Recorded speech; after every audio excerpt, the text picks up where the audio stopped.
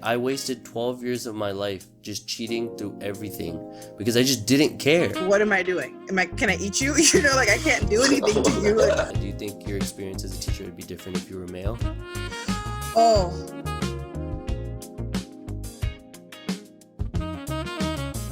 Bring, bring. Hello? Spotify, is that you? Oh, yeah. Okay, yeah, that sounds good. Okay. That was Spotify. They just said they want my podcast on their platform. So I think you know what that means. Hope you guys are having a great week. Welcome back. This week's podcast is going to be focused on education. It's something that I'm very passionate about and it means a lot to me. I was thinking about it. I'm about to graduate in 2 weeks, which is crazy to me. But I have been in school since I was 5. I'm 22 now. 17 years of my life. And it's just overwhelming that entire phase of my life is almost done. The whole idea of do homework, study for your test, take the test, finish your test, pass the test, go to the next grade, do it again, do it for 17 years is now going to be done. And that entire structure made my life very easy to live, right? You don't really have to think about much. You just do your tests, you pass your midterms, you pass your finals, you go on to the next class. And that entire structure is gone now. So I really wanted to take this time before I actually do graduate to focus on what was even the purpose of education, right? Why did I even take 17 years out of my life to learn? Was it needed? Could it have been better? And if so, what could have been better, right? And I think these are all questions that are very important to always ask because if I had a shitty experience, I don't want the people after me. If I ever have children, I don't want my children to go through that. I don't want other people's children to go through that. I want them to be able to enjoy learning. I was about to say cheating because I was going to mention that next. The fact that I had cheated, the fact that I had tried to take the shortcut every single way through my education process just tells me a lot about my own value on, what I placed on education. It was nothing. It was meaningless to me because it never felt important, and I think that in itself is a really big problem. So I wanted to tackle all of these questions and I brought on I hope you guys can't hear that jet, because we got jets all the time at UCSD. Like, I think the Navy base is here or something. I'll be sleeping, I'm like just straight knocked and be like 6 of them. Like, there's no war right now. Like, fly later. Like, damn, you can't fly in the afternoon. Like, why you gotta fly in the morning? But hopefully you can't hear that now. But so I brought on one of my favorite teachers. I had her for 10th grade English, 11th grade English, and I TA'd for 12th grade. And we talk everything education. And I hope you enjoy this conversation. And if you have any comments or any, opinions on education, which I know everyone does, definitely message me. I love talking about this and I want to expand my ideas and everything too. So thank you. Have a great time listening. We're kind of stuck in this process of education from the second we're born, right? You're 5 years old, you get put into kindergarten, and then until you're 22, and for a lot of people even later, you're basically in school. And it's become so normal to all of us that it's just, and to the point where it's like, you have to go to school, right? Until you're 18 or something. I think it's legally required you go to school. 16, I think. 16? Okay, cool. Yeah, like so it's it's just year, I think. Okay. So yeah, so you it's not even an option. So it's so ingrained in the way we live our lives that I guess the first question I wanted to ask you is what do you think is like the purpose of education? Do you think it's something that's needed, and to what extent is it? I think what the purpose of education should be is to prepare, individuals to, be able to exist in our society, but also prepare them to develop our society. I don't think that's the purpose of education right now. I think we've I don't think we're quite on that path. But that's what I think it should be. What I think it is right now is more to, right now, honestly, what I think it is just to maintain the status quo so we don't add anything new. We're just churning out the same individual and then like sending them off to higher education, for various purposes. And that's just kind of factory. It's like a factory right now, I feel like. We're just the same thing. Definitely. And I think when I hear about the differences between the way classes are taught at the UC system versus state schools versus private schools, I think that question of why are we educating students is very evident, in the what type of classes are taken, what type of material is taught. So for example, at the UC system, what's prioritized is research-based thinking. So that's not necessarily very practical, but it's very useful in a way where if you were ever to, study theory and come up with more theories, then the type of education that you're receiving at a university is very useful. And that's why it's very like conflicting for a lot of students, because a lot of people always say like, why do I even need to learn any of this, right? What's the point? And I think that you have like understanding why that particular institution is educating you to begin with will help you also just kind of get through your way of through education much better. So I think that your idea of like what you said for what education should be is a very interesting aspect. So I guess my next question would be, using what you said it is right now, do you think the education system we have in place is satisfactory, or do you think it's pretty much failing most students? I would definitely see it's very much in like needs major improvement. Okay. Not, yeah, I mean, no. Mm-hmm. Yeah, no, I definitely feel that. I mean, I don't plan on putting my kids in. I mean, I've heavily considered homeschooling my children, and I feel like if any company, how those old cheesy commercials are just like, I'm not only the owner, I'm like a customer too. But like the core of that idea is really important, that like you're selling something you also use because like you believe in it. If like as educators, you're not putting your children in the school district that you work, or putting your children in any school district, that says a lot about that does say a lot. What's wrong with the school district if the person who is perpetuating it doesn't want to perpetuate it with like the people they have control over.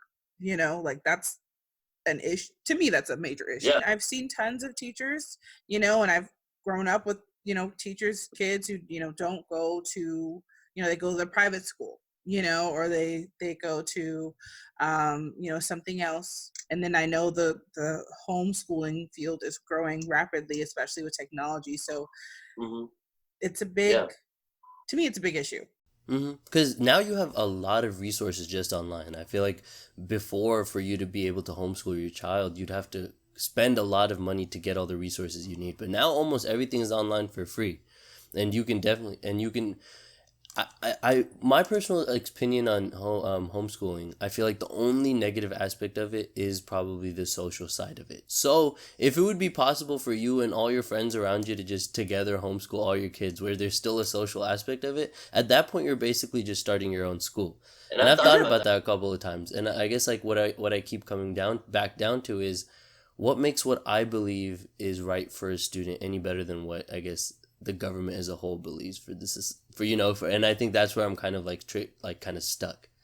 I mean, that's charter schools. A lot of charter schools are people have an ideology about how something should be run, and they get enough people who support that idea, and they make a school that you don't know if it's better or worse than what you're trying to oppose. But the positive is that you're trying something. The thing that they have is not what you want, and so you're gonna try something different. Yeah. I mean, you don't know until you do it. And I think it's like a pretty simple metric. If you ask most students, and I guess I can't speak for a majority of people, but almost everyone I know, especially through elementary school, and I guess not even elementary school, middle school, high school, if you ask people, hey, do you enjoy going to school? Most people would say no. And I think immediately right there, there's already a huge problem. I'm going to be spending 8 hours a day for 12 years going to this mandated thing. It's just like, I better enjoy it. You know what I mean? Like, why would you want to push a majority of the people in your society to go through something that they don't even enjoy doing? And I think that just sets up a lot of people for failure. So I guess my next question for you would have to be, what are steps do you think we can take, the society as a whole can take, and then as individuals we can take? So why don't we start with like individuals? So what are things that students and teachers, we can take ourselves to improve this education system for what it is right now? big picture wise, what I think we could do is make more classes in high school reflective of classes in college. So like the way you could take specialized classes in college that cover your interest but also the subject matter, you know, trust me, I don't have it all worked out, but it's like, you know, if you could take like, you know, statistics in high school, but it's like statistics and like, you know, false information in the media. Do you know what I mean? Like the use of like false studies and stuff like that. Like that could be a class that covers like politics and math, where you're learning statistics, but also learning how like statistics are abused in like the media. Like that could be interesting. That could, and for sure. It could draw people, because what I feel like the problem is high school in no way sets you up for what you have to do in college, which is you get to college and you're like, okay, so what do you want to do with your life? What job do you want to have? Pick a major. But like you've done nothing in high school to like figure out what you're interested in. You're just like, okay, I need 4 years of math. I need 3 years of foreign language. I need 4 years of English. But none of those are like, what do you care about? You know, what do you want to do?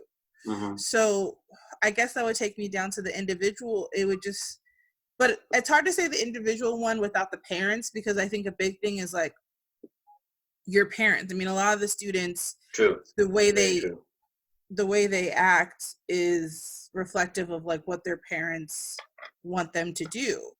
So I think it would require parents to care more about the development of their child as a person, like, than as like just go to college, you know, like, are you cookie cutter enough to like get into like whatever school I want you to go into? But then that would also require teachers, I feel like, to be able to somehow satisfy both those points, which is like grow them as an individual, but also provide them with like a grade, you know? I'm sure you know, we have a teacher, I don't usually like talking about my colleagues, but you know, we have a teacher on an American, you know, who teaches sophomore year, you know, who very much is focused on like growing students as an individual, you know, with like I guess I just have to talk about it, with like the Creed project and stuff like that, which is like really good, you know, really good. That was actually definitely a life-changing project. It was awesome. And I've talked, you know, we've talked several times, and my only hardship, do you want to quickly, so I'm so sorry, do you want to quickly just give, like, for people who don't know what the Creed project is, do you want to quickly just talk about that? That's true. I wish, okay, full disclaimer, I have not taught sophomores in probably 3 or 4 years now. So I haven't done the project in 3 or 4 years now. So, you know, I just want a full disclaimer that, you know, you can get more information, I think, online. I think he has a website.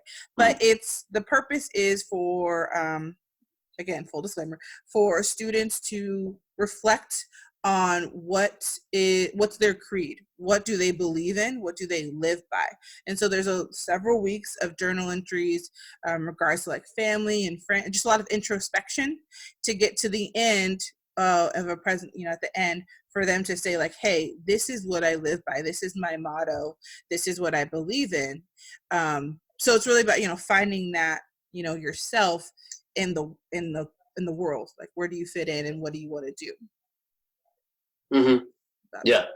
Is that what you remember? That was exactly what I remember. Yeah, it was a very, that was my first exposure to just like thinking, even, you know? And I think that is the craziest part. Like I've been tutoring a lot of students since I was in high school, and the hardest part for me is explaining to them that thinking is the most important part of school. Like when it comes to any of these subjects, math, English, it doesn't matter. It's just pure regurgitation or just memorization. It just takes the entire fun of learning away. And I feel like the Creed project was the first time in English where I was like, oh, let me actually not just force myself to finish this project. I did do that for the most part, but at least there was a little part of me that did a little more thinking than I normally did at that time, you know? And I feel like that exposure is super important.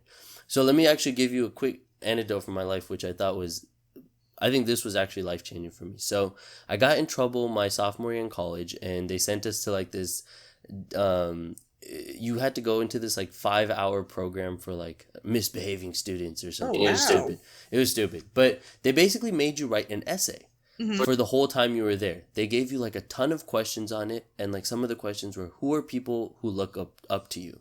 Why do they look up to you? What do you like serve in their life? And like just like questions that like really hit you in the spot that, oh, you should probably be acting better as a role model than just whatever dumb stuff you're doing right now. Yeah. And you wouldn't think it, but like just in that 3 or 4 hours of introspection, like I feel like I changed a lot. I mentally had been like, okay, I need to be more responsible over the decisions I make. And it's just like, it doesn't have to be some sort of big project or anything, but something small like implementing the CREED project into the curriculum or something really can make a huge change in a student's life. You know, how much flexibility does a teacher in your position really have to play around with the schedule, play around with, you know, what's being taught, play around with just the way it's taught? Honestly, it really depends on where you work and who you work with, because there's more of like there can be more of like a group defense system in high school where teachers do similar things as a defense mechanism, because a lot of times in high school you'll get parents who go, my other daughter's in so-and-so's class and they're doing this and they're doing that, and how come or my son's in so-and-so's class last year and they excused this assignment. So, you know, you get a lot of that. And so a lot of teachers will do similar things, because then they could say, well, this is how it is across all the junior teachers. This is how it is. So, you know, it's not just me. Now, technically, contractually, I have full academic freedom. Contractually, I can do what I feel is right as long as I'm following the curriculum, you know, as long as I'm following the broader curriculum. Like we have books we have to read, you know, like stuff like that. There are smaller department norms that we decided on, like so many essays a year, so many time writes a year, you know. So that's what I'm saying. It depends on where you work. Okay. But so you have a lot of freedom. It kind of also just depends on how much of a team player you want to be. You can be that person who's just like, I'm going to do whatever I want. And the difficulty, again, is there's that group dynamic gets messed up. I also wanted to kind of touch up on what your philosophy with grades kind of were. I think my spiel on grades is it is the main factor that kind of brings stress into the equation. But again, as we talked about earlier, unfortunately, there needs to be some method to, I guess, standardize what you've kind of taken out of it, right? But I think it's very important to, I just don't know, you know, honestly, to be 100% honest with you, it's just, I just want to have fun. I just wish learning was something that I enjoyed doing from when I was a kid, because it's like I wasted 12 years of my life just cheating through everything because I just didn't care. Like I literally just did not care. Like there was just like no point where I was like, oh, I want to learn. I didn't care to learn. I was like, I didn't even understand what learning would bring to me other than a job. You know, it was just like learning job. I didn't understand that there was just so much more to learning that has nothing to do with getting paid. You know? And I think that's what I think is the power of English. I feel like before you can understand the importance of math, science, anything else, you have to understand the importance of English, because I think that's the one that can be marketed and made interesting to all kids from a very young age before the way math and stuff is right now, you know, because there are books that are interesting, as we talked about earlier, for everybody across all age groups. And the way math is taught, it's boring. Like there's no way the way it's taught right now can be made fun until you get to college, because the math you learn in college is way different than the math you learn almost any of the other time. So English, on the other hand, I feel like as long as you kind of stay away from grammar for the most part, the idea of like creativity, the idea of like you can actually create these pieces of work or poetry or, you know, whatever you want, that's not necessarily there in math and science. So I feel like really like enhancing children's interest in English is the first step to just understanding the importance of knowledge as a whole. So what are your thoughts on grades? Back to the question. I would be fine with grades. Like, honestly, I would be totally fine with grades. Like I'd be fine giving them and having them as like the system to judge if it wasn't tied to people's self-worth and self-efficacy. Damn. You know, but because grades become something where like you're judged on everywhere, like a teacher sees your GPA and goes, oh, they're a C student, they probably don't try that hard. Your parents see your grade and go, oh, you got a C, you didn't study enough. When like sometimes you tried your very best and it was a C, and a C is damn good because like that was your best. You tried. It was something you struggled with. Nothing, you're not going to be perfect at everything. And an A is perfect. Like people don't understand that. People think an A means you did it. That's a C. Yeah. A C is you did it. So, you know, a B is you did it and you went above. And an A is like you went above every, you know, like you went, like here's what you were supposed to do and you did like this up here. Like, true. Boom. Like that's what they're supposed to be. So I had this teacher actually. He was the hardest teacher I've ever had in my life. He said, I'm only either going to give you an A or I'm going to fail you in this class. And he said that from day one. And he said, I'm not going to reward mediocrity.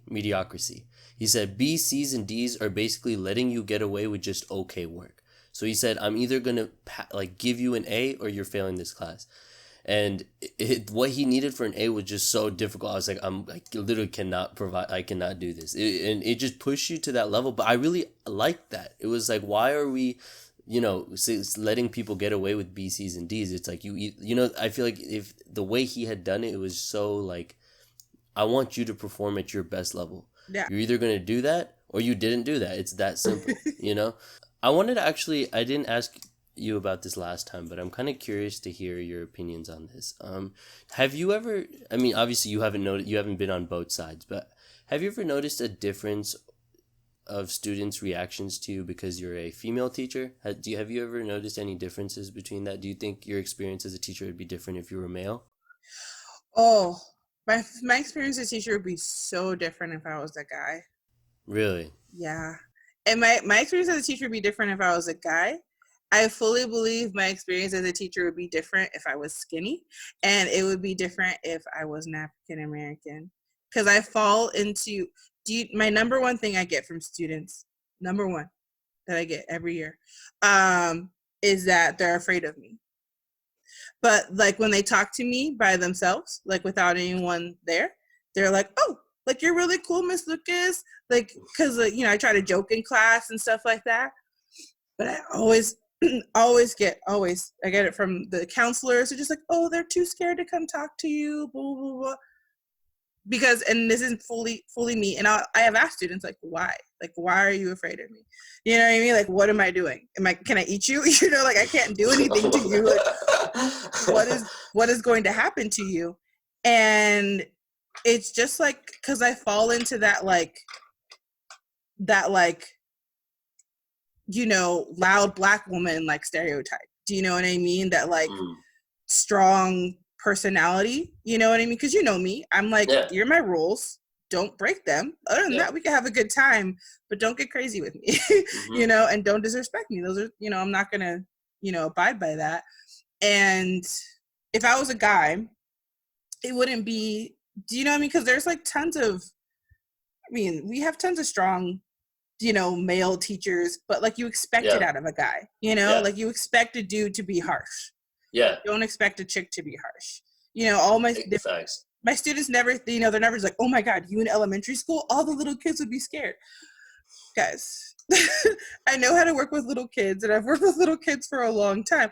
You know, like how I treat you guys isn't how I treat a 5-year-old because they're 5. But I mean, you were my student. I don't know. Did I scare you at first? But I think like, I feel like more than very consciously, like people's perspectives on individuals based on race, size, just everything plays a very subconscious role, you know? So I can't even tell you at the surface, I'm 100% sure it's made a difference. You know what I mean? Like, but I just can't tell you what that difference exactly, like, would I have treated you differently if you were a buff male? Like, 100%. I just don't know how I would have. Yeah. I know, you know what I mean? Would have been different. Like, yeah. And I think that it is important to just slowly try to break away those layers so you can realize, oh, I'm only treating you this way because of X, Y, and Z. Yeah. You know? But that's okay. So I do understand where you're coming from that. My final question for you would have to be, as an English teacher, you must have read a fair share of books. What are three of the most, if you can't think of three, just what are some of the most inspirational books that you've ever read that's changed your kind of trajectory in life?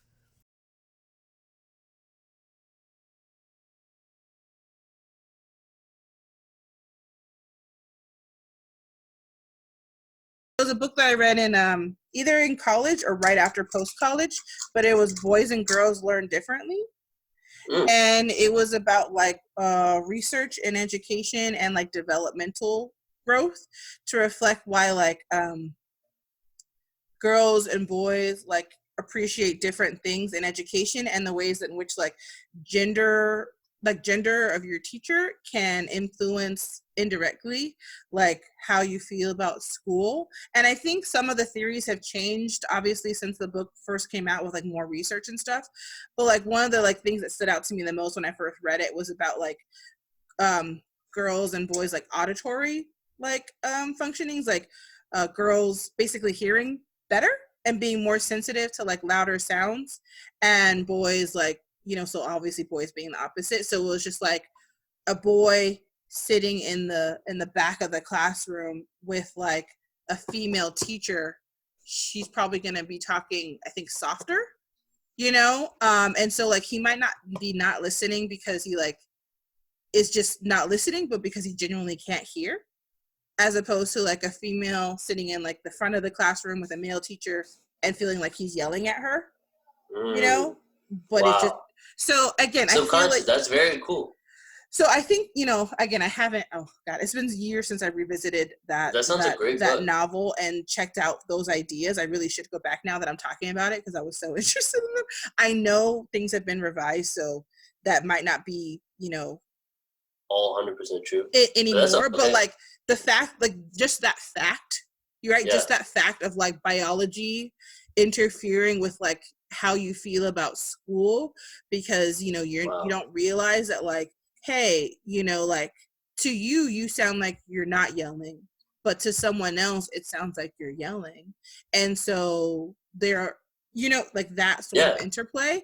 Cool. And like the way that affects how you feel about school from an early age, I was like, that's interesting. Nuts. Yeah, that is actually really, really cool. I will totally get you that book because I actually feel like you would really like it. Like, I would. That sounds very exciting. But there was even more stuff, just like in the ways that like boys and girls mature, and like the type of things that boys tend to be like interested in terms of like reading, versus the type of things that girls tend to be interested in, and like the ways that they play, like why girls tend to play more role playing games, but boys tend to play more action based games. I think it was actually that like girls play more like by nouns and boys play more like by verbs. But it was really interesting. Yeah. But thank you so much. I just wanted to thank you for really taking your time and coming on the show again. Appreciate you for sharing everything. Of course. I was trying to find it. Did you find it? Yeah, I'm gonna spelunk. I'll message you. Okay, yeah. Text me. I will definitely put that on. But I really appreciate you a lot for coming on. Yeah, I'm sorry of our technical difficulties the first time, but hopefully this one covered more of what you were looking for. Yes, definitely. Okay. Well, thank you. Have a great week. You too. I'll see you again. Bye. All right, Burnin with G, we out. All right, lit.